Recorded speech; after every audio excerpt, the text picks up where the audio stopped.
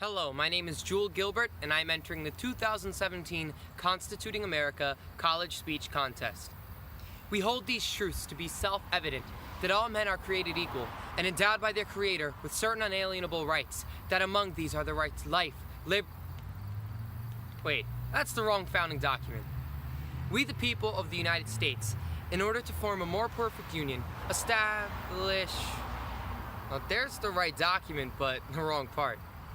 While the Declaration of Independence and the preamble of our Constitution give us the soul of our government, the soul of our nation, it is in some less quoted areas that we find the system with which to implement these truths. So speaking of that system, is it still working? Loaded question. First, I want to say that our founders did something that is very interesting. They drafted a document that stated what our federal government could do, and if it was not deemed a granted power, that meant the federal government did not have the right to do it. In 8,000 words, the totality of our governmental system was established. 8,000 words was all it took. How? How can the most powerful and wealthiest nation to ever touch the planet be guided by such a relatively small document? Looks like it is time to read the articles of the Constitution of the United States of America and decide if they are still working today. The articles are the enumeration of every action our framers saw fit for government to enact. Are they working? Well, what does it mean to work? In this speech, I'll define it as, are they accomplishing what they set out to accomplish? Are they protecting our freedom in a way that is building the capacity of the American citizen to pursue happiness? More simply stated, are they helping us or hurting us? Or worse, are they irrelevant? In the analysis, I'll go through each one of the articles before wrapping it up into my conclusion. Hold on for the ride. Article 1, the legislature. Article 1 sets up the legislative branch of the government. Here's where laws are made. The first article builds the House of Representatives and the Senate. Our bicameral Congress steals the best from history and aims to improve on the previous British parliamentary style. Congress is granted the power to write and pass legislation onto the executive branch to enact. Write laws, declare war, coin money, impeach the president, create the post office and post roads, punish the impeached, maintain a military. These are some of the powers that lie within the House of Representatives and the Senate, respectively. One of the most important things that we must remember is Congress has complete power of the federal purse. Nothing happens federally without their funding, directly or indirectly. Article 1 does contain the single most polarizing clause among any founding document, the 3/5 compromise. Without even knowing where it is written, let alone knowing its context as a clause in Article 1, men and women tout this single phrase as the piece de resistance of America's inherent racism. This clause constitutionally recognized blacks as 3/5 of a person. Wait, what? How can we pretend our founders believed in inherent supremacy of the self-evident truth that all men are created equal? Only if you are white in America. But we need to pull this back a bit. This banner being flown may be grossly misunderstood. This analysis is layered in error, you see. The actual verbiage is, representatives and direct taxes shall be apportioned among the several states which may be included within this union, according to their respective numbers, which shall be determined by adding to the whole number of free persons, including those bound to service for a term of years and excluding Indians not taxed, 3/5 of all other persons.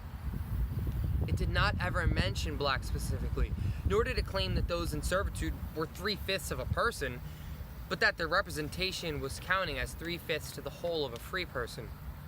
And remember, there were even some white slaves too, but that's a whole nother story. Free blacks were counted in population in full, and the 3/5 clause was a compromise and a tool the North used to prevent slave states from having too much representative power over the free states. If they were permitted to fully count their slaves toward their population, the slave states would have had disproportionate number of men in the House of Representatives, thereby giving slave states unbalanced power over the free states. The rest of Article 1 I will address in relation to the separation of powers, and we have a big topic left in the Commerce Clause. We will get there, but we have some more articles to get through first. Article 2, Executive. The President is not a legislator. At least he was not meant to be so far as this section of our founding documents is concerned.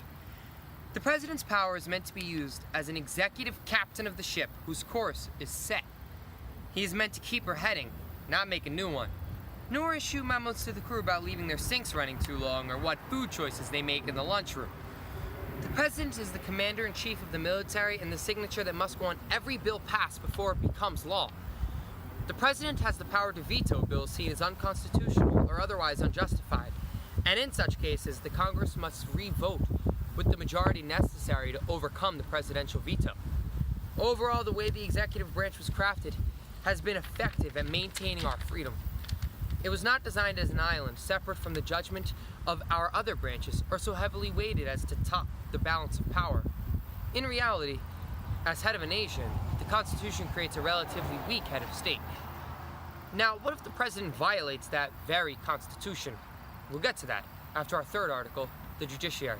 The Judiciary's duty was never to legislate or write new laws with its own interpretations, but to decide on the constitutional lawfulness in cases brought forward. This article brings forth quite an interesting body of the law. The highest court of the United States, the Supreme Court. The Supreme Court is made up of 9 justices, appointed to lifelong terms by the President of the United States and approved by Congress. The rulings of this court define how the Constitution is applied across the entire country and have been some of the most aggressive single acts of change in our history. The courts are our unelected body, which has made patriots quite weary since 1776. That caution was well laid, as the judiciary's radical overstepping and legislative interpretation came long ago. While our court system is flawed and has too often allowed the freedom of individuals to be stolen or encroached upon, it has done far more to protect the freedom than to take it. This is evidenced in the way we Americans live our daily lives, how we work, worship, raise our children. Now we have completed the very brief overview of the three branches of government. Article 4 changes everything. Article 4, the states. We were constitutionally designed as a union of independent states. Our states actually predate this union, and it is beneficial for us to see them like that because it is the reality the founders framed this Constitution in. The states independently decided to form our union. Article 4 defines how these states are to interact with one another and is the clearest example of the benefit of the Constitution over the Articles of the Confederation. Under the Articles of Confederation, the states were cheating each other, had different currencies, were blocking trade and placing tariffs, and there was general lawlessness across state lines. Article 4 did its best to end this, with certain clauses such as full faith and credit, meaning basically that a citizen of one state had all the rights of a citizen of another state while in that state. We also see the clause of extradition of fugitives back to the state in which the crime was committed. This article makes this country incredible and gives every citizen his voice of representation to defend his freedom. The states are guaranteed to have Republican forms of government, and the federal government is bound to protect them against foreign powers. Now, there are some ugly cases we don't want to ignore in Article 4, like the extradition clause was extended to runaway slaves, something that definitely needed change. But that brings us perfectly to Article 5, the amendment process. Article 5. The founders knew there were things that the Constitution was not going to be able to meet at the time it was written, and therefore wrote in language that would allow America to grow and become a more perfect union. They set forward a comprehensive way to amend the Constitution. Amendments can be made in Congress with a large majority vote, or at a time when deemed necessary, the states can call a constitutional convention to address changing the document. Article 6.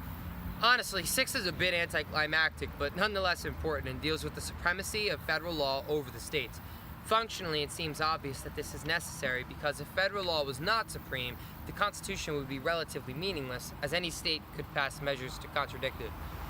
We must remember that every single power given to the federal government is a wrestling match between the fundamental ideology that most of our founders had and the elements required to form our union. They saw government as a necessary evil that must be ultimately limited as far as it can still serve its constitutional purpose. We in modern history see cohesion of states and federal government almost to a fault, but that is a luxury that the founders did not have. The argument between the states, the fighting for states within themselves for power, was the biggest threat to tear our union apart, and this was definitely proved true in history. Article 6 has definitely served its purpose in keeping this union one. Article 7, Ratification. Well, this is a fitting finish. The ratification of the document which enshrined this nation's infamy in all of human existence. the founding states called constitutional conventions to vote on ratification. Instead of the unanimous 13 states as the Articles of Confederation needed for ratification, this article set 9 as the ratifying number, though all 13 states eventually did vote to ratify. We have laid out the articles and how they are designed to issue the rights of governmental action in a way that protects our freedoms. These articles are not complete without one another, and individually do not do much or mean much.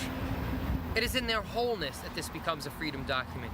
If you pull each article apart, it is easily misconstrued as totalitarian. If you view these articles without the prism of the Declaration of Independence and the preamble, it is much the same. The United States Constitution is not meant to be read to find what is explicitly prohibited and find language to justify all other action. What happens if, say, a branch begins to do just that? The separation of powers is the system by which we remain free. We have discussed each article, and we should recognize the boundaries and limits placed on each branch. These are not arbitrary, but carefully crafted. Our founders saw the government as an entity that must constantly fight itself, so that as much as it tries to expand, it collapses. Gridlock, as we call it. It was the process for making sure government did not act out of turn. Thomas Jefferson even clamored for a 12-month period from the time a bill is presented to the time it can be voted on. And then it had to be voted on as written originally, or else the 12-month period began over again. This served a few purposes, but mainly for the people to be educated on governmental action and have time to be heard. The government decided to forego this principle, which we can see blatantly in bills like the Patriot Act and Affordable Health Care Act. A politician actually stated that we have to pass the bill before we can find out what is in it. Now, the system of checks and balances means that either the courts or the executive branch should protect us when Congress acts unconstitutionally or not in the interest of the electorate. Unless those branches are also pushing for the same end results. The founders bargained that our natural inclination for power, libidum dominium, would mean that the branches of government may move into individual totalitarian acts in the interest of their own power, yet transgressions would be checked by other branches of government in the interest of retaining that same power, and the vicious cycle would go on. I am going to return into the language of the document now to illustrate how this should have worked. The Commerce Clause. The Commerce Clause is cited liberally to justify nearly every action of Congress, yet it simply reads, to regulate commerce with foreign nations and among the several states and with the Indian tribes. It was written because prior to the United States of America, our union had a serious issue with the relationship between the states, and import states had a clear advantage over the non-import states. Easily we can imagine the chaos of interstate squabbles and the inefficient economy of a nation without certain safeguards, including that of safeguarding against crippling interstate tariffs. That regulation power, among powers in Article 6, created one nation without warring states. At least, it was meant to. This has been abused and manipulated so far beyond reason, it is a proper case study for the entire abuse of the government. No clause has been tried upon more, with something like 1,400 cases. Franklin Delano Roosevelt burnt up the envelope that was already pushed open during the New Deal measures when he squeezed Congress for legislation that clearly overstepped federal power and then threatened to replace Supreme Court justices if they did not comply. Congress passed the Agricultural Adjustment Act of 1938. The purpose was to regulate how much wheat hits the market and issue penalties for violation. Now, in one case, a farmer was fined for producing 12 acres over the limit. But none of his wheat was hitting the market.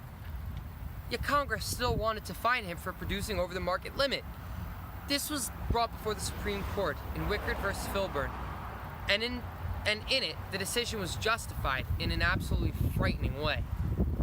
This farmer did not sell his wheat and used it entirely for his own family, from consumption to cow feed. The fine was upheld, and the decision made known that since the farmer did not purchase wheat, he was therefore affecting interstate commerce, and Congress then has the right to regulate it. Since that case, Congress justified nearly any act under the guise of interstate regulation. If you can link any action to having effect on interstate commerce, then the government can regulate it in their eyes. Even though action at all can be regulated, as with enough degrees of separation, we can meet so-called interstate commerce. This clause was even stretched by Congress to try to include gun-free school zones, yard sales, and Amish raw milk. Well then, if Congress passed this obviously unconstitutional act, then Article 1 failed at protecting our freedom, didn't it? Well, I want to say that Article 1 did not fail. In our founders' eyes, something else did. In this case, we can see that this was also supported by the President. The President of the United States takes an oath to uphold the Constitution. To pretend the founders could have ever justified this Commerce Clause being applied as it has is ludicrous. Not simply as a matter of interpretation, but worse, we do not even have to interpret it, as we have the words of our founders in the drafting and ratification debates and thereafter. Quotes of a main constitutional author, James Madison, reads, "The powers delegated by the proposed Constitution to the federal government are few and defined." This was the general consensus from even the fiercely opposed founders, that the Constitution defined powers, and it did not grant sweeping abuses of power. Our presidents have seemed to have forgotten that oath, with the face of the refoundry being Theodore Roosevelt and Woodrow Wilson, and taken to new heights with FDR. Some opposing political parties yet joined in one belief. They believed that the Constitution was to be read as giving them all power, not strictly prohibited by it. And they have created the current post-constitutional government America. The Supreme Court has not checked constitutional violations, but enabled them. Essentially, the court has written their own legislation when the people never had a voice, as 9 unelected officials can never represent the interests of 300 million of us Americans. Evidence is seen in the Commerce Clause cases, Roe v. Wade, aspects of the Affordable Health Care Act, the removal of theistic founding customs from public forums. The people did not vote. The people were not heard. Even if I agree with the outcome in any of those cases, the power is not in the court to have that arm. There is little recourse, and the areas of precedence become so muddied that the court can barely pretend to be consistent. Honestly, like many throughout our government, the Supreme Court has an ugly track record of dishonest and corrupt justices. But it was never meant to be handed such a loud delegating voice, and only in the transgressions of the 2 other branches has that been allowed. So looking at this Commerce Clause case, did I just say that Articles 1, 2, and 3 failed? Because that did not all sound too good. It is true our politicians failed comprehensively, but I will not say yet that the articles have failed, because we cannot view them in a vacuum.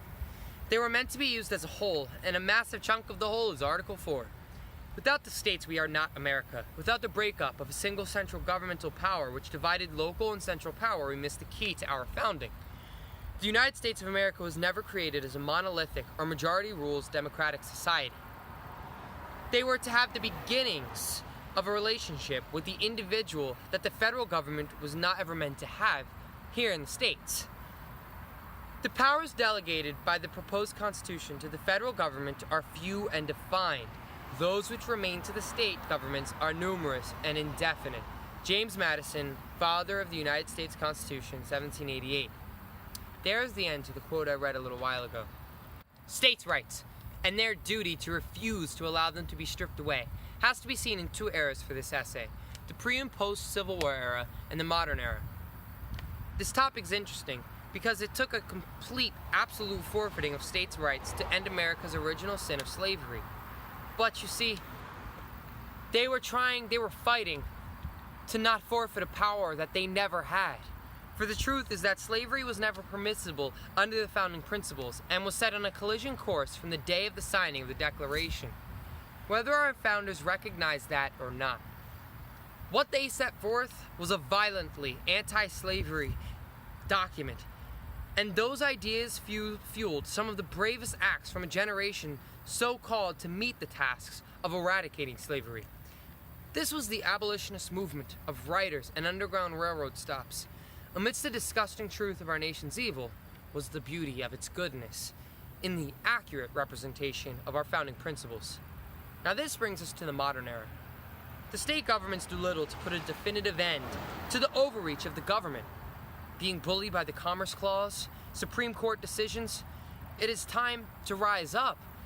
But among the patriots' will were many eating from the federal trough, and in that comfort sit fatly content to forfeit their rights and forget their duties.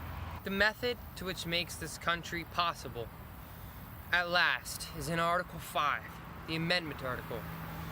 If this was not in place, I would say that the Constitution failed monstrously at protecting freedom since, well, we needed amendments to end slavery and give women the right to vote. You see, though, this process alone shows the founders' thinking, for these amendments never conflict with the founders' principles, and generally could be justified in the constitutional language, yet instead to make it loud and clear, and allow the power to be freely given by the people to the government to enforce these truths, they were set forth in clear amendments. The option when the federal government truly ignores the supremacy of the individual and becomes tyrannical in its blindness to constitutional restrictions is for the state governments to call a constitutional convention to set things right. While we have had energy surrounding this possibility, it still has not yet become reality. We made it. We have gone through the articles. We have talked about the easy things and some of the hard things. But now it is time to put this all in context. It is time to really see the question we are asking and attack it. Are the articles of the Constitution protecting our freedom or not? Well, what I laid out seems to affirm the negative. The House of Cards collapsed, and the government is only limited by its desire to remain in power at the election box. That can be seen as true, but that is because the House of Cards was never built on the Constitution or the Articles. The Articles and this entire House of Cards was built on the people. The Articles never failed. The people failed to hold our government to them. Thomas Jefferson and Alexander Hamilton rarely agreed on principles of government, but they did agree that when the public treasury becomes a public trust, and the people recognize that, the people will send to the government only those that will bring home the biggest piece of the federal pie. Judge Andrew Napolitano. Our Constitution was made only for a moral and religious people. It is wholly inadequate to the governance of any other. John Adams. Only a virtuous people are capable of freedom. As a nation becomes corrupt, ambitious, they have more needs of masters. Benjamin Franklin. The Articles helped us to stand where we are today. And you would have to be blind not to recognize that we are some of the luckiest humans to ever have existed, at a time when life is so much easier than it has ever been, so much longer, healthier, and can be so much more free. We have almost everything, yet we have allowed our comfort to make us apathetic. What tyranny gives in comfort, freedom gives as fulfillment and meaning. The positive to all of this is that the tools are still at our fingertips to right this ship, all within the Constitution. It will not be easy, but these very articles help the free people create a time of incomparable prosperity, and they can help us return to a culture of unbridled passion for life, liberty, and the pursuit of happiness. Thank you.